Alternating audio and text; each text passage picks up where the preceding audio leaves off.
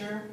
I actually, inspired by what my cohort members have been saying, I have a couple of notes here, but just say I wasn't really sure why I was encouraged to come. Back home, my primary interests are, death and dying and all the issues that comes up with it. So I said to one of our meetings to come here, there's probably somebody who can establish this better. Let's just say are here, so we all know how that conversation went. Tough conversation. I'm just going to go down the notes here. We had lunch, we broke bread together like we do all the time. And we had a general question of why do I stay? Meaning like the I stay. And that was a good question from which we could all start. So, why do I stay? I am, as of most recent, to heading backwards.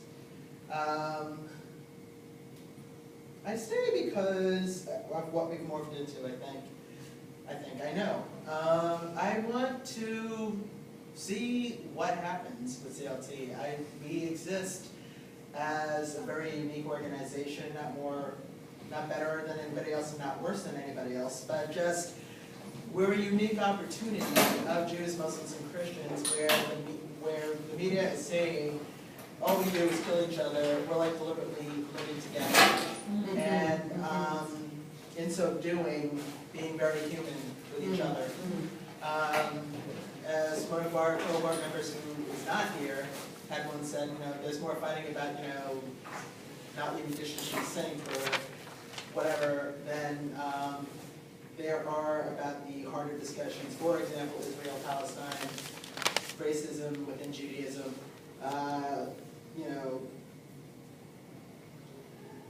misogyny, LGBTQ abuses. The list unfortunately goes on and on. Not to say that we don't have those conversations, because the first, the thing about the dishes, that's cute and that's trite and all this other stuff, but we consciously create a space where we come together knowing that we are going to have this tough conversation and knowing that this coming together is built on a foundation whereby even if what you say is challenging to the hearer, the listener, it's best to do that than to keep it buried, because you're essentially burying a part of yourself when you do that. So if I, for example, as was brought up at lunch, when I first arrived, I would just sort of like, from my perspective, in a very Spock-like way, have the exact same effects on my shul and this community that I just found out at lunch. As Spock in, with bones, basically. Like that. And I'm sitting there at lunch, my mouth full of spinach, saying, dude, why didn't you tell me? This is really Spock, All right, fine. But I asked questions along the way, not only of this community, but of a shul that I belong to that is, yes, boycotting us. More on that later. And both sides, my rabbi, whom I love and respect very dearly, wrote to me one time when I had been forwarded something in-house, saw it, read it, and, asked my rabbi, well, what's Israel's side on this? And she wrote back to me, what her thoughts were, and also made sure that I knew that I had brought her to tears, and that's not funny at all. And I wrote back to her, I was like, whoa, where's this coming from? And that was a very harsh lesson in learning. It's not that I did not know how passionate and important this topic of Israel-Palestine, for example, is. I was speaking from a place of pure, absolute ignorance, in a sense that there was an absolute absence of knowledge. And that doesn't show up, it doesn't get cited as much, I find, and it's very frustrating as a learner to try to ask questions, but because you ask out of innocence, you ask out of absence of knowledge, may be presented in such a way that might be offensive. Mm-hmm. So I've got a rabbi that I love to death, and I've got a community that I stick with and they'll let me stay for whatever reason. But the questions have to be asked in some way, shape, or form, and learning has to take place in some way, shape, or form, including how to make room for the reality of ignorance and how to address, am I just being fed a party line, or am I being given factual information, and am I being shown history? Because I'm finally saying I had a project. I just graduated from Gratz University, yay Gratz, love it, go there. And I had taken a political science course, and I was having a really rough time with it because it was literally incomprehensible to me. I mean, there were just events that people knew about and are intimately familiar with that I just didn't know about it. And just as an example, I would read a sentence and then I'd have to go read articles on the point of the sentence in order to understand what was being said. So it was really difficult for me. And trying to do justice to the topic, to all involved, and to really address being honest in my ignorance and just trying to navigate that safely. Safely meaning not politically correct, not pussyfooting around or anything like that, but being as honest and direct in a manner that takes into account the feelings of the individuals who are affected by the topic. I always knew it was hard, but I didn't realize how hard it could possibly be until I took this course. It was very, very, very difficult to try to find pieces to a puzzle that I still don't quite have all the answers to, but I did manage to eke out and put together a semblance of the history of what I'm about 85 to 90% sure happened that created the situation in Israel and Palestine. And that's the thing that I wrestle with at CLT is, you know, I have no issues with doing the work, but what I do find frustrating is finding the avenue to the truths, the matters of fact, the actual events that prompted certain policies and circumstances.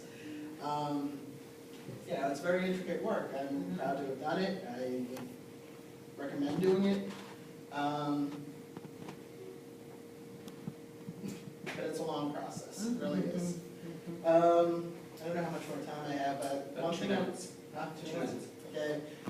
So, Amy, you have brought up something about how Christianity absorbed certain religions, like the religion.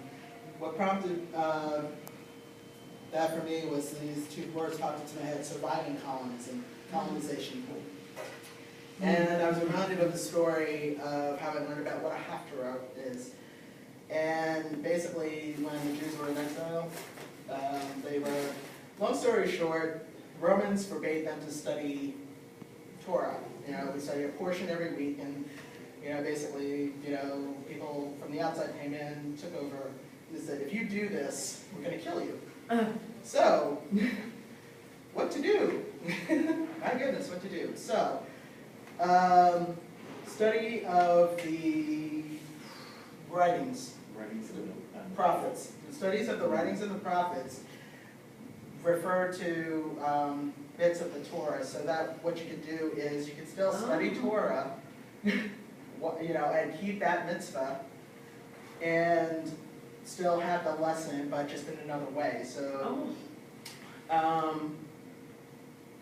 however, whether it was through permission or absorption, or however, the saints and spirits and gods of other systems of faith, Druid, Wiccan, you know, and I'm not that schooled in it, but one thing that had been taught to me, and by all means, please push back and tell me I'm just flat out wrong if I am, got absorbed into the system, but you know, the people who are pagan, who are Wiccan, who are Druid, know that the lessons of that entity, is still existing through Christianity, and eventually will be, it should be taken back.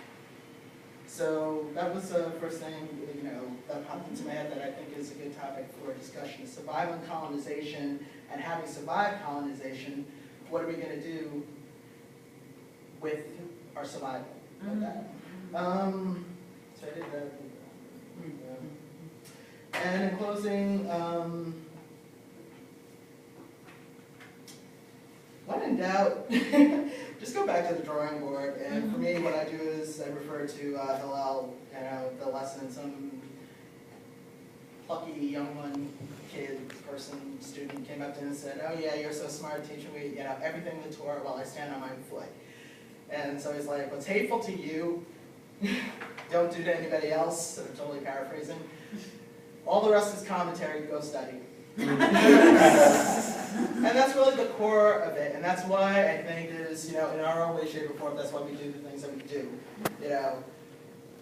I would really hate something being done to me, so I'm not going to do it to you, etc., etc. We're here to common, It's like the Ten Commandments. Right, precisely. It's the golden rule, it's a very core principle. So when I get a little confused, I remember this, it's like, okay, I don't want to, be kicked in my shin. I should not kick somebody in their shin. It's hateful to me, I will not do it to you. And it's like going to neutral corners. So that's all I got to say.